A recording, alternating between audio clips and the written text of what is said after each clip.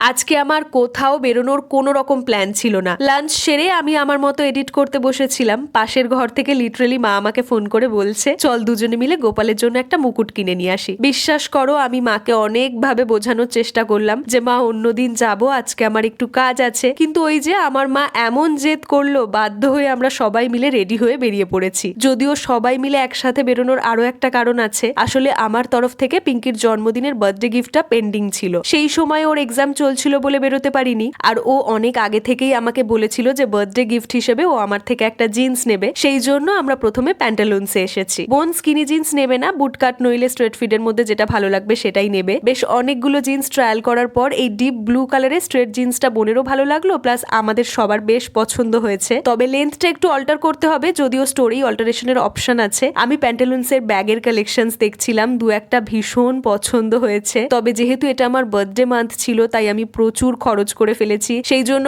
এই মান্থে আর কিছুই কিনবো না। প্যান্টালুন্স থেকে বেরিয়ে বোনরা ফালুদা খেতে চাইলো, কারণ ওরা দুজনে ফালুদা ভীষণ পছন্দ করে। ফেরার সময় আমরা সবাই মিলে রেডিমেড সেন্টারে ঢুকেছিলাম, কারণ সামারে পরার জন্য মায়ের একটা কটনের সালোয়ার নেওয়ার ছিল। শপিং করতে গিয়ে আমার মায়ের একটাই সমস্যা, হলুদ ছাড়া আমার মা আর অন্য কোনো কালার চুজ করতেই চায় না। যাই হোক, অবশেষে এই সালোয়ারটাই মায়ের পছন্দ হলো। ফেরার সময় গোপুর জন্য একটা মাথার চুল আর মুকুট কিনলাম। চলো আজ তাহলে আসি, দেখা হচ্ছে তোমাদের সঙ্গে পরের ভ্লগে। বাই।